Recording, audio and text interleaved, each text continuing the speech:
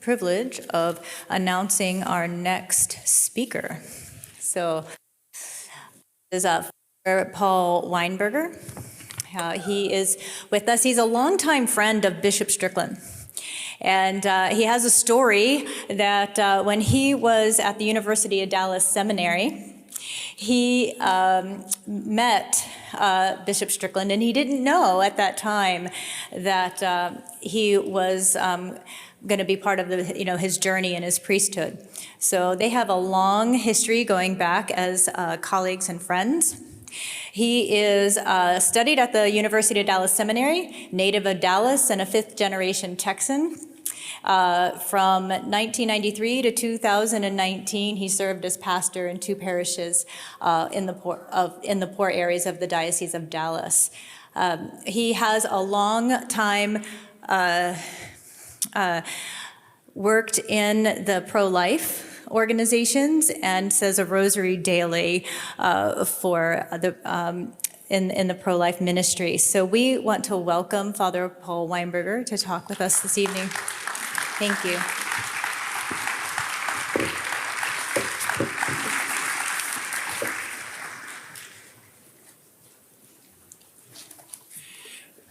Thank you. Thank you so much.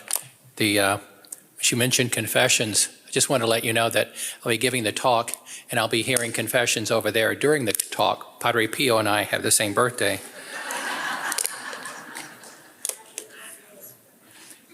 I'm from Mexico. We've been here many years, but I'm from Mexico. That part of Mexico we call Dallas, right? So Father Tom gave a great talk. I recognized some of the prayers that he was using in that book at the beginning of his talk. Father Ripberger wrote that book, and he had someone from his own town where he grew up help him write that book, assemble that book. That would be Father Philip Wolff. So they both grew up there together, and maybe you saw that movie, Father Stu, and they both knew Father Stu. So far, we've seen people who have been canceled. Father Ripberger and Mother Miriam seem to be going the same route, St. Louis, Tulsa, and after the cancellation there, Father Ripberger went to Denver and Mother Miriam came here. Yesterday, I said Mass at the Missionaries of Charity, and the Missionaries of Charity, I've been working with them over about 30 years now, and they send their prayers for Bishop Strickland, as so many of us do. Father Wolff has been a real inspiration to me. He's been an exorcist over 20 years, but he would never say that. But I'm not Father Wolff, so I can say it. But Father Wolff and Father Terence Gordon. Father Gordon died a few months ago. I think it was at the beginning of April. And what a great priest. So they're both members of the same congregation, the Fraternity of St. Peter. And they both knew a priest they were trying to help. And they brought it to the attention of all the right people. Father Wolff got canceled. Father Gordon got put under tremendous pressure. I believe that that incident brought about the early death of Father Gordon. And I believe the reason why Father Wolff and Father Gordon were not successful is because so many lay people they knew would not lift a finger. Not a finger. Did I mention finger? I think I did. And so, this is truth in advertising here, right? Black and white. I'm the skunk at the wedding. Okay, so I'm the skunk at the wedding. And trying to get a brother priest help. That priest went on and eventually left the priesthood. Father Gordon died an early death, and Father Wolff has been canceled. Kind of like when Jesus cured the leper, and he and the leper traded places. Now Jesus was out in the wilderness. That's what's going to happen if people don't stand up, lay people. And yes, I'm talking to you. Exactly. So, Father Wolf, if you type in Our Lady of Revelation, you are in for a treat. Our Lady of Revelation in YouTube, a 9-part series by Father Wolf on YouTube, free. And he mentions in there, I think it's part 2, Mongolia, and how probably the king of modernism, Father Teilhard de Chardin, was in the Mongolian desert almost 100 years ago, 1927. And Father Wolf just points out how he was this Jesuit who embraced modernism, was so infatuated with the God of the earth. In 1947, Father de Chardin was in Rome, kind of taking a victory lap because he had been exiled to Mongolia. I mean, can you get any further away from civilization than Mongolia? He was now in Rome, taking a victory lap, and it was in 1947 that Our Lady of Revelation, who also can be called Our Lady of the Earth, appeared, and she appeared for 50 years. You're in for a treat. I watched those 9 videos, and I go over and over again. So you're in for a treat. In Mongolia, Mongolia's most famous inhabitant killed over 40 million people in his country, Genghis Khan. I do not understand how Pope Francis today could praise Genghis Khan. Genghis Khan lived about 800 years ago and killed 40 million people. How many of those people would have had children and then had children and then had children? I don't understand it. So right about the same time that Genghis Khan lived and died, he died in August of, 800 years ago, 1227. They were building the pyramids in Mexico City. Now this is in, say, the 1300s, the 1400s, and they built the pyramids using slave labor. This is in the 1300s and 1400s. Columbus came in 1492. In 1492, I bet you money, if you ask anybody under 15 today to repeat that, they couldn't answer it. Homeschoolers don't count, and if you're homeschooling, you know you don't count. So 5 years before Columbus discovered America, at one of those pyramids in Mexico City, the one dedicated to the rain god Tlaloc, there was a 4-day sacrifice. Night and day for 4 days, 80,000 men, women, and children were sacrificed on top of that pyramid. The pyramid is vast. It is incredibly vast, and so many stories high. And nonstop for 4 days, this human sacrifice took place. And they had Aztec priests who were working in shifts to make the sacrifice continuous for 4 days.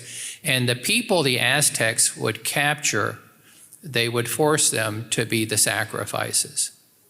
All of this took place before the first European set foot in what is today North America, the continental North America.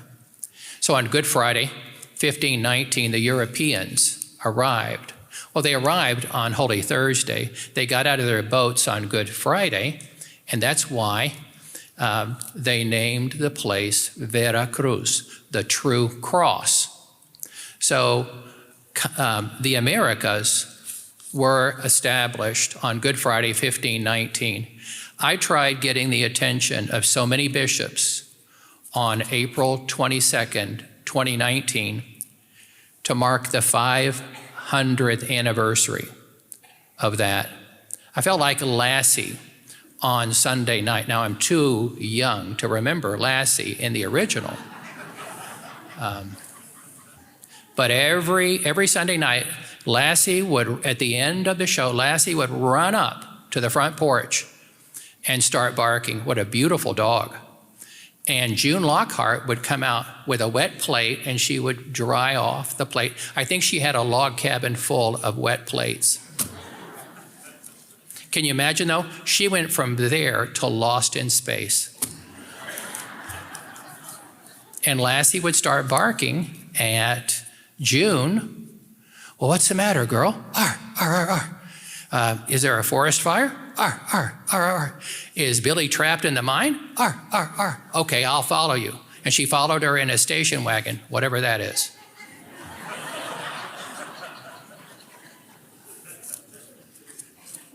So nobody, let's be honest, nobody celebrated the 500th anniversary of the first moment in modern North America. We all live in modern North America, right? It's modern North America. So what's the first moment in modern North America? April 22nd, 1519. First moment in modern North America. Remember, I'm from Mexico, Dallas, right? So in 2031, it will be the 500th anniversary of Our Lady of Guadalupe. And I will tell you what happened on May the 13th, 2017, the 100th anniversary of Our Lady of Fatima. Couple sitting at the breakfast table, and he's reading the newspaper, she's doing the work. There you go, right? It says, oh, honey, look, today is the centennial of Our Lady of Fatima. She says, oh, I love Our Lady of Fatima. And he said, me too. And then the next question, the most important question, the question you knew he was going to ask. What's for lunch? December 12th, 2031. Oh, that's how women talk. It's the 500th anniversary of Our Lady Guadalupe. Is that today? Wow. Next question. Okay, I would bet, I guarantee it, because I'm a human being too. See, I went to Mexico, I said Mass in front of the image of Our Lady Guadalupe. In fact, this image was blessed by John Paul II. If you touch this image, he gave it the blessing that if you touch this image, it is equal to touching that image in Mexico City. So I went there on December 13th, 1992. I said Mass at the altar. I was right below there.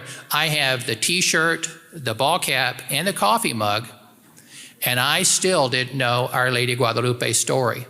It was essentially, most Catholics know Our Lady of Guadalupe this way, like Little Red Riding Hood. One day, Juan Diego was on his way to Grandma's house with a basket of goodies. And then he saw Our Lady of Guadalupe, and everybody says, oh, that's so beautiful. That's wrong. You know, over a year ago, a movie came out, What is a Woman? Right? And they still can't answer that. Here we're coming up on 2031, when North America, South America, and Central America, there was only one bishop. He was a Franciscan, Zumárraga. And he's the one, Our Lady didn't appear to a bishop. Our Lady appeared to a man, a widower, a man who probably had children and lost them too. And it was a Sunday morning, so he had to walk over 20 miles to Mass on Saturday morning. It wasn't for Sunday. It wasn't the Sunday evening Mass on Saturday. I mean, Saturday evening Mass for Sunday. And that's when St. Juan Diego met Our Lady of Guadalupe. I had always heard before I did the studies on Our Lady of Guadalupe that St. Juan Diego did not want to go and talk to the bishop. Our Lady of Guadalupe asked him to go and talk to the bishop.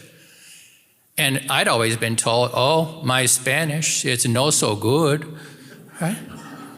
No, St. Juan Diego was born here. He was the new guy, right? Some of the men who came from Spain were good men and women. Some were terrible. Just like in this crowd today, there is the mix. Here, the good and the bad are in the world, and we should recognize that. So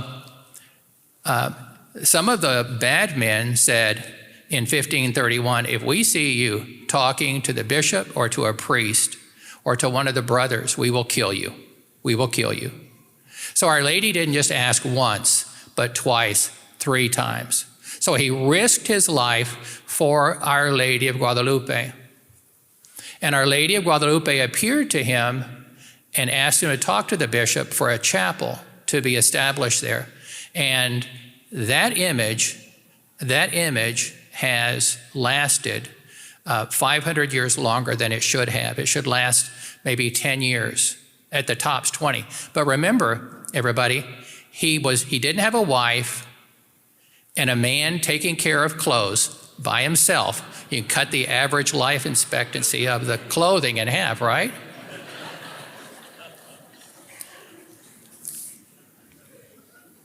So the bishop never saw Our Lady of Guadalupe. There is a book that you need to get, Our Lady of Guadalupe and the Conquest of Darkness. It's 100 pages. It's tremendous. I read that book, and then I handed it to Deacon Ismael Guerra. I've been working with Deacon Ismael Guerra, a permanent deacon, since 1989 when I was assigned to St. Augustine's in Pleasant Grove in Dallas. So he was born in Monterrey, Mexico. I was born in Dallas, Mexico. So Deacon Ismael reads like crazy. So I gave him this book. He was about 50 years old. So I said, read this book. He read the book. I said, have you ever heard that before? Never. Never. Most people are not concerned about that. Their one big question is, there you go. Look at me. I mean, you can tell I don't miss lunch. So from 1519 to 1531, there were 200,000 baptisms in Mexico. Only a priest or a bishop could baptize at that time. 200,000 baptisms in 12 years is pretty good. By the way, by the time the Pilgrims came along 101 years later, there were 5 European quality universities in Mexico City, but it doesn't count. You know why? They're Mexican. That's right, they're Mexican. It doesn't count if it's in Mexico. 5 European-style universities operating in Mexico City when they were freezing at Plymouth Rock. And it doesn't count because they're Catholic. They're Mexican. Both. There you go. So, and after Bishop Zumárraga died, and believe it or not, St. Juan Diego and Bishop Zumárraga died just days apart, less than a week. I think it was 14 years after this miracle. So you got the number of baptisms in Mexico between 1519 and 1531. Let me tell you something you've never heard. From 1531, over the next 10 years, over 9 million baptisms in Mexico took place, and it doesn't count. And you know why? Thank you. You can't say that. Okay, then the people who weren't Mexican living in Mexico over that 10-year period, there you go. No, they were Mexican. What's wrong? We call people in Texas Texans. We call people in Mexico Mexicans. We call people in Oklahoma. Oh, wait a minute, we don't call people in Oklahoma. I'm from Texas, okay? So the first bishop died, and he was a Franciscan. The second bishop was a Dominican because the Pope was Pope St. Pius V.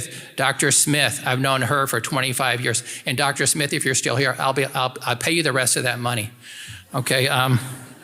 Anyway, so the Bishop of Mexico was a Dominican Montúfar, and he heard the call of Pope St. Pius V to pray the rosary because the Muslims were like a steamroller, undefeated steamroller. The Turks, we'll call them the Turks. The Turkish Muslims, the Turks, had gone from the Holy Land, and they captured the largest city in the world at the time, Constantinople. And they said they were going to do the same thing to Rome that they had done to Constantinople in 1571.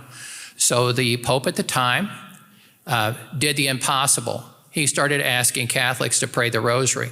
Come on, let's just admit it. We don't pray the rosary. We don't pray the rosary enough. And so, so the people started praying the rosary. And he started asking countries to get together, to get a league together, a naval league, a flotilla of boats, and they all met in Sicily, that island. You know, Italy looks like a boot, and in front of the boot is a soccer ball. Looks like a soccer ball, doesn't it? And so they all met on Sicily, and the Holy Roman Emperor's illegitimate son was in charge of these ships. And they were pulling away when a ship arrived from Mexico. And on board was the first official copy of Our Lady of Guadalupe. The bishop had requested an artist paint the first image, and he did. And then the bishop blessed it. And then the bishop touched it to the tilma, the original in Mexico City, and off it went to the Pope. It got as far as Sicily. And Don Juan de Asturias, in charge of the whole kit and caboodle, they came back to shore, and he took Our Lady of Guadalupe on board with him and put her in his cabin. And then they left Sicily and they went around Italy up to Greece looking for the Turkish fleet. Good luck, like finding a needle in a haystack. They had all the best ships. They all spoke the same language. They were rested. They had plenty of money, and they had never been defeated. On October the 7th, 1571, almost exactly 40 years after Our Lady appeared to St. Juan Diego, on October 7th, 1571, the first face the Turks saw that morning off the coast of Greece at Lepanto was that face. He put her at the front of the ship, and everything turned around. Everything was against the Catholic fleet. Everything went in favor of the Catholics from that moment on. Now, when I was a kid, if we heard the phone ringing, we ran inside into the hallway, and there on a shelf was a phone, and we picked up the phone. If we wanted to make a call, we had to go inside to that shelf, pick up the phone, and dial a number. You tell that to kids born in the last 10 years, they look at you like you're crazy. If you tell kids that we haven't always had TVs this big, right? They look at you like you're crazy. We've always had. Okay. On October 7th, 1571, when that battle was taking place 1,000 miles or so away from the Pope, Pope St. Pius V had a vision. He had a big screen moment, right? They should have made him the patron saint of television. And he described how the battle was going off the coast of Lepanto in Greece. Weeks later, when the men came home, it was exactly as he had described. And the sailors came back and said, "Yeah, we won." "Yeah, we know, it's old news," right? So The Pope ordered a sculptor to make a statue commemorating the victory of Catholics over the Turks, and she was called Our Lady of Victory. And then he changed it to Our Lady of the Rosary. Friends, that is Our Lady of Victory.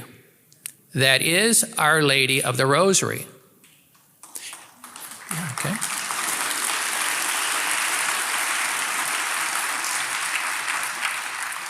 If you type into a search engine San Stefano de Aveto, Stefano, S-T-E-F-A-N-O, space, the letter D, apostrophe, space, A-V-E-T-O, and you look at images, you will find that image in the north of Italy, just outside of Turin, where the shroud is. They have cherished that Mexican image since 1571. And Catholics are so enthralled that altogether Catholics say, what's for lunch? That's it. Oh, it's so riveting, so miraculous. What's for lunch? Okay, so this medal, you see the medal I have here. I got this on August the 5th. A friend of mine from Lourdes brought it back from Lourdes. And I started wearing it on August the 6th. This is a great conversation starter. If I'm in the grocery store, I can say to somebody I never met, okay, now cover the other eye. Right, there you go. And so many of you, I'm going to make a guess here. Look, I'm Kreskin. Most of you have miraculous medals, and everybody would say, raise their hand, they have a miraculous medal, and almost nobody wears them. Yeah, okay, rot's a ruck. It don't work if you've got it in a drawer, right? So I believe that this is marketing. When I was a kid in the 60s, they said, location, location, location. Marketing, marketing, location. The Catholic Church, if we're honest, is terrible about marketing. We have the Blessed Sacrament. We have adoration. We have confession. Isn't that lousy marketing? Welcome to the Catholic Church. So I'm going to tell you how you must begin to market Our Lady. Oh, and your non-Catholic friends will just think that you have just stepped into the bear trap. So here's how you start. You say, I don't believe anybody should honor Mary. I don't believe anybody should respect her. I don't believe anybody should honor or respect Mary any more or any less than Jesus does. And then, in a very humble way, you do the Snoopy dance, right? I don't believe anyone. Then you ask him this question. Mother Miriam is, I remember her when she was Miss Rosalind Moss. I've been following her. I'm surprised I haven't been accused of stalking her. I've been following Mother Miriam since she was Rosalind Moss because she was always so on the fence, unopinionated.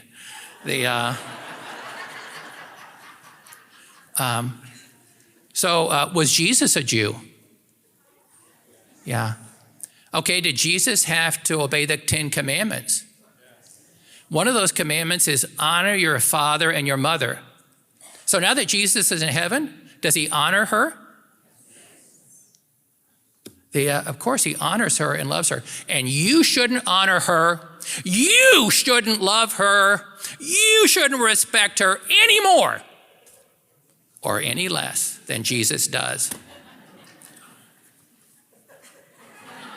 Hand grenade going off, right?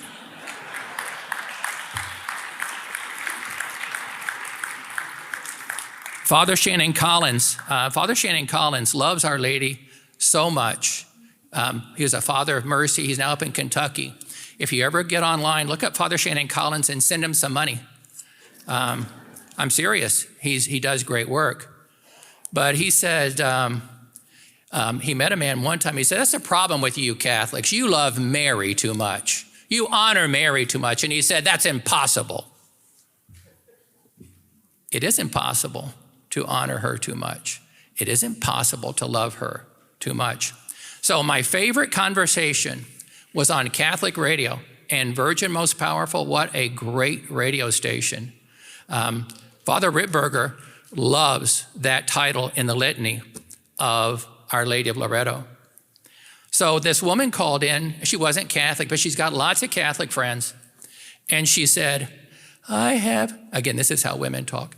I have lots of friends who are Catholic, and all they do is talk about Our Lady of Guadalupe, Our Lady of Guadalupe.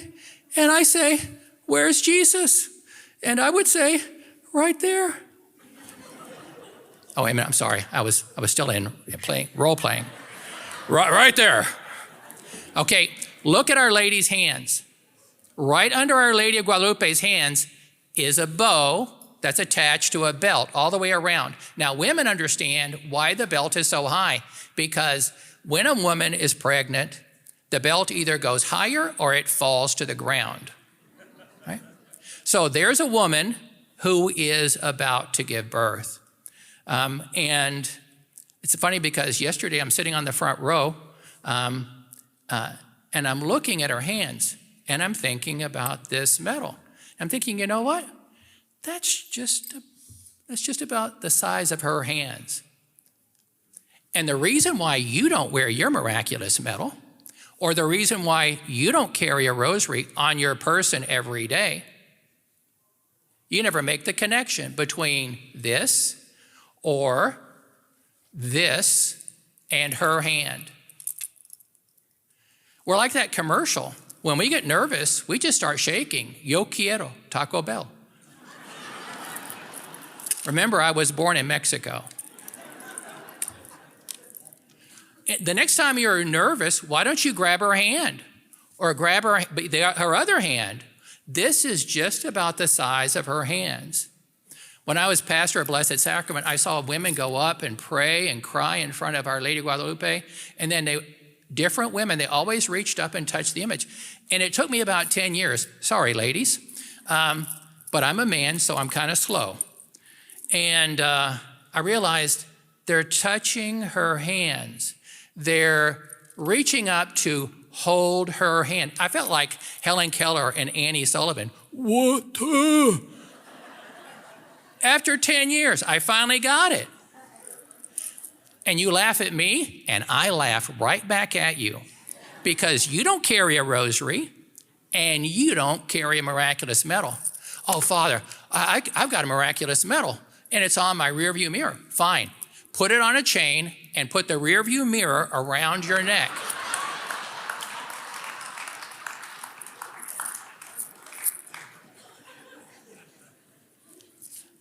Last night when Dr. Janet Smith,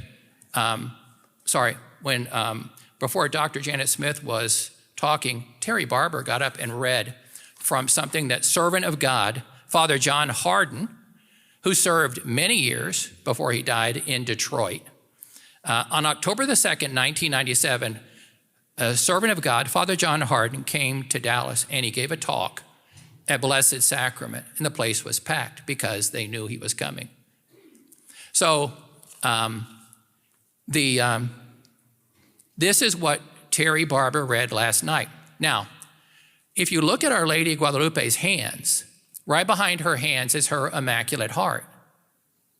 If you have never read Fatima for Today, you need to get a copy either on Audible, Kindle, or the paperback.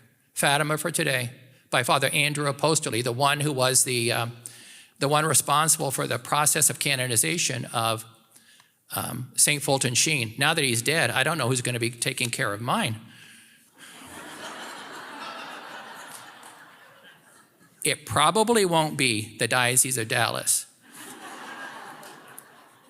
I didn't tell you, but since January of 2020, I've been working like a Trojan to get transferred to Tyler.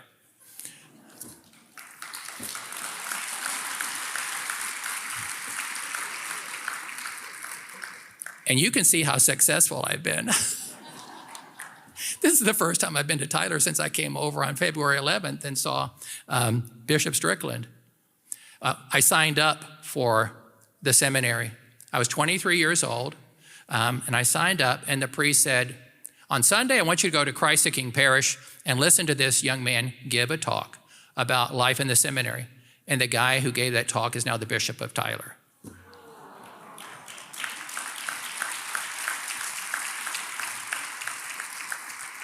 He's much older than I am, I think 7 months. He's 64, I'm still 29. That is my story, and I'm sticking to it. So yesterday, Terry Barber read from Servant of God, John Harden. So behind Our Lady's hands is what?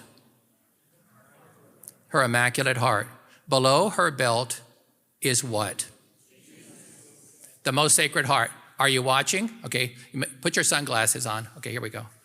Here at the bottom, the back row, y'all can probably see it, right? Immaculate Heart on this side. Okay, Sacred Heart. Okay, cover the other eye. Okay, there we go. Good. Yeah. See, in the last century, in 1931, she did not have a party for her 400th anniversary. Why? Because the government of Mexico was killing Catholics. It's true. I saw the movie put out by the Knights of Columbus, For Greater Glory. Our country not only sent planes down to help the government of Mexico kill Mexican Catholics, but Calvin Coolidge did not want to send the planes down and leave them. American pilots did the shooting. I love Calvin Coolidge. I don't like that about Calvin Coolidge. So on November 14th, 1921, a friend of the president of Mexico went into the Basilica of Our Lady of Guadalupe, and Sunday Mass was going on, and it looked like something from January 6th. On one side was Ray Epps, and on the other side was Ray Epps. So they were all in plain clothes, and the guy in the middle was walking forward with this big bouquet of flowers, and he put it in front of Our Lady's image. And then they left in a hurry. Soon after that, a bomb went off in the flowers. The marble all around Our Lady's image was demolished. A big bronze crucifix was just bent over like taffy. And Our Lady's image was not damaged at all. All the windows in the basilica were blown out. The place was very crowded. Nobody was injured. The bishops of Mexico actually took down the image of Our Lady of Guadalupe and replaced it with a copy. They hid the original because the government of Mexico was coming after the Catholics. Their own government was against them. Times are so different.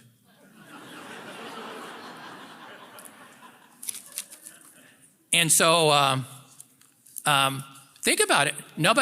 Nobody, and people, when you hear that, you think, oh, it's terrible, that's terrible. What's for lunch? What's for dinner? So Our Lady of Guadalupe did not have a party.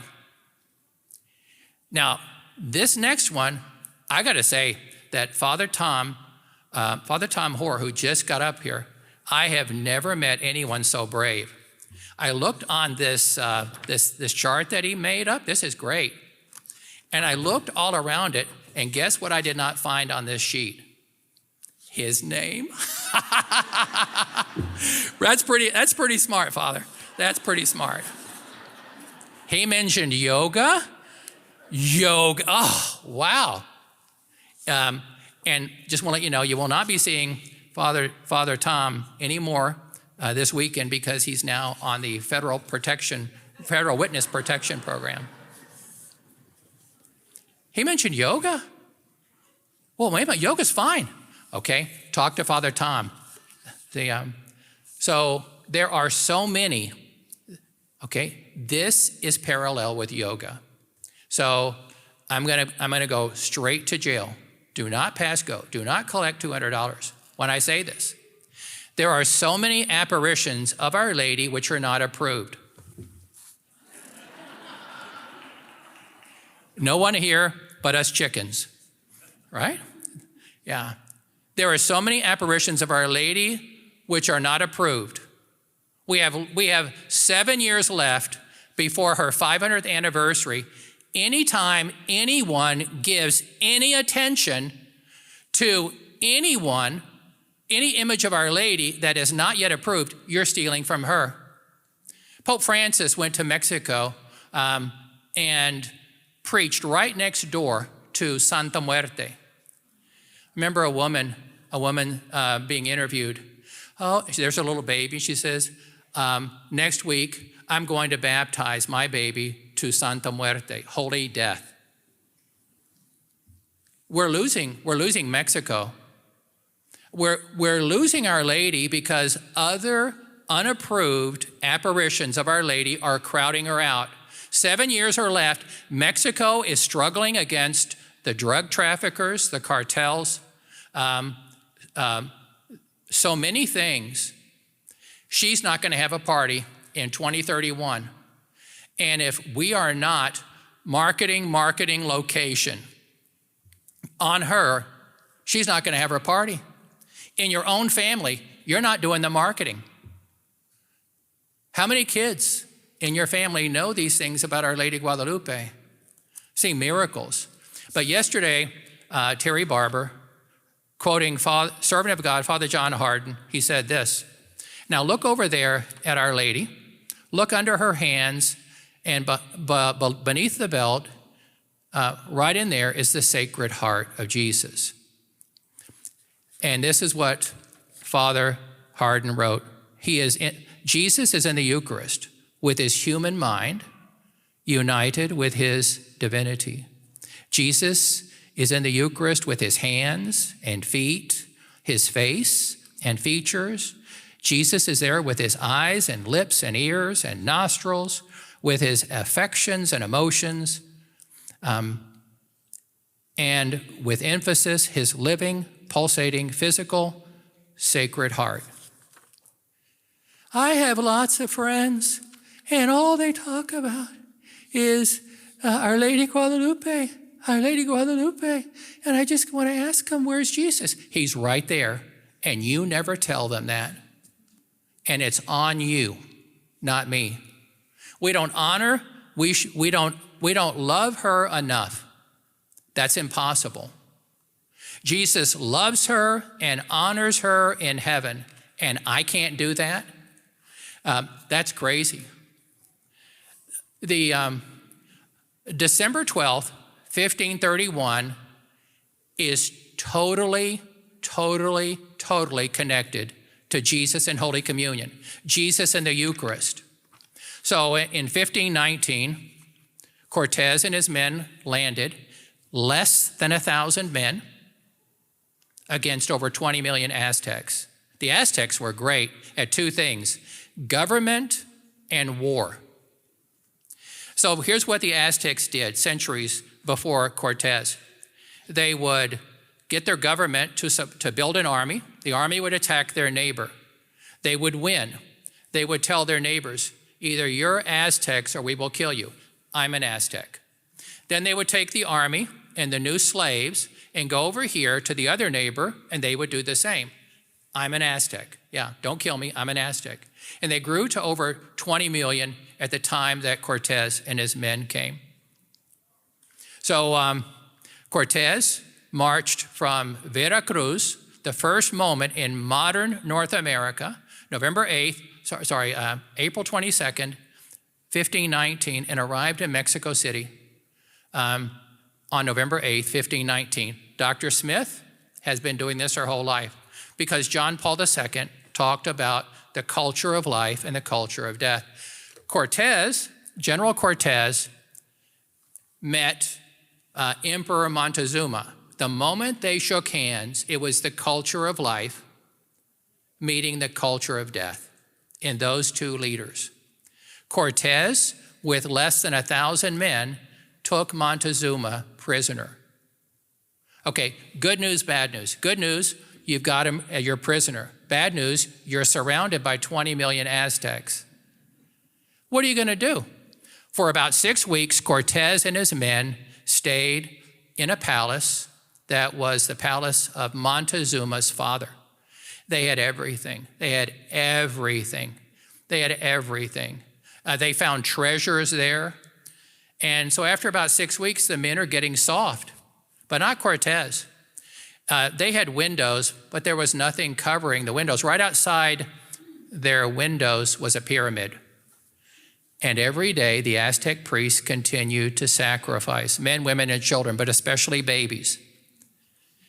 And so from December 9th to December 12th, it was a time, if you look up Tlaloc, T-L-A-L-O-C, and Wikipedia, from December 9th, over 3 weeks, there was a period where the Aztec priests nonstop sacrificed babies. So after about 3 days of that, Cortez got a group of men together, and they left the palace. They went to the bottom of this Aztec pyramid of Tlaloc, the rain god. And he said to his men, this is December 12th, 1519, he said, we must risk something for God. And he led his men up several stories to the top of that pyramid. He threw down the Aztec gods. He ran off the Aztec priests. Ladies, you will appreciate this, and some of the men might take the hint. The Aztec priests were covered in blood from the human sacrifice, even in their hair, and they never bathed. You could probably smell the Aztec priest before you could see him. This is a sign for the wife to do this to her husband. Right. So then the Franciscan priests cleaned up a spot on top of that Aztec skyscraper, or as John Paul II would call it, a skyscraper, right? There you go. And the first Mass was offered on top of an Aztec pyramid on December 12th, 1519. 12 years later, on December 12th, 1531, God left us Our Lady of Guadalupe in her image. So many people get it wrong. Some of the songs, I love the songs of Our Lady, that Our Lady left us her image. No, she didn't. She can't give us anything. Some people say Our Lady came to Mexico. No, she didn't. What? When Jesus went to the front door to answer it, she went down the back stairs? Some people say Our Lady left us her image. Yeah, the first selfie. How stupid. How stupid is that? All of these things don't make sense. And you wonder why Protestants don't understand how we can buy this stuff. No. And God gave us Our Lady on the 12th anniversary of the first Mass on top of an Aztec pyramid. Cortez and his men risked everything. But Cortez and his men finally conquered the Aztecs in August of 1521. And just like today, just like in the church, just like in government too, civil government, you make so much progress, it's so hard fought, and then you blow it. You don't drop the ball, you spike it. And there was about to be another civil war when Our Lady appeared. Again, but from 1519 to 1531, 200,000 baptisms in Mexico. Impressive. From 1531 to 1541, over 9 million. Over 9 million. Never in the history of the world has that ever happened. And I've never heard those words come out of somebody from Mexico. Catholics aren't impressed. The fact that God left us her image, that this miraculous image, and then backed it up with over 9 million. The 9 million baptisms were a blessing and a curse, especially for the bishop and the priests. People came in from all over Mexico and said, we want to be baptized. And the priest said, well, you're going to have to wait in line. And, 1,000 people would say, okay, we're just going to sit right here. until we're baptized. No, go back. No, we traveled for weeks. We're not leaving here. Just like your brother-in-law the last time. Remember when he came and he wouldn't leave? Exactly. The priests and the bishop actually wrote Rome asking permission to shorten the baptism rite, and Rome said no. So over 9 million were baptized, and nobody cares. And how do I know it? Because you don't know it. Well, who am I, Kreskin, right? I can't read minds. Thank you, Lord. We need to do better at marketing.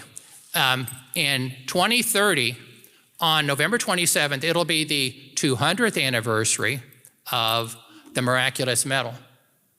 And I think our Lord gave this medal to Our Lady so that we could hold her hand, so that she could be a witness to us of how much God loves us and how much she loves us. All of you parents and grandparents want your children and grandchildren to go to heaven. She wants your children and grandchildren to heaven more than you do. And Catholics are so impressed that after they hear that, they always say,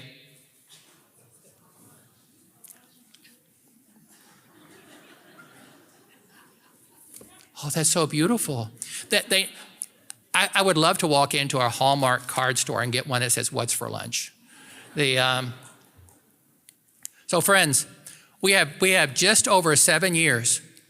We have to admit to God, Our Lady, and to others, we've done a terrible job marketing Our Lady of Guadalupe.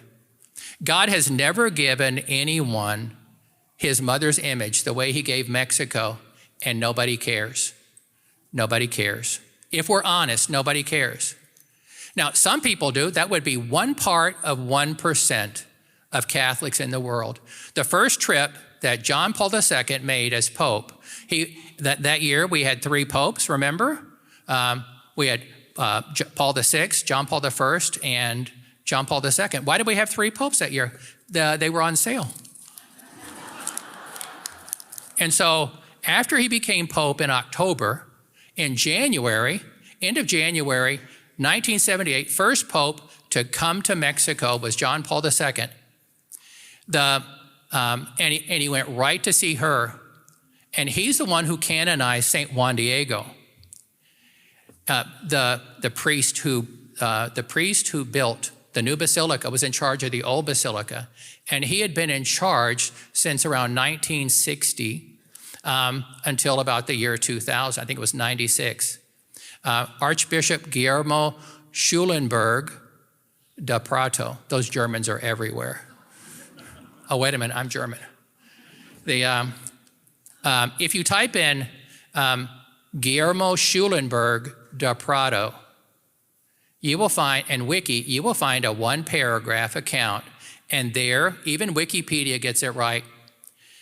The man who was in charge of the old basilica and Our Lady's image and the new basilica and Our Lady's image went around telling people into one of these, Juan Diego never existed, never was born.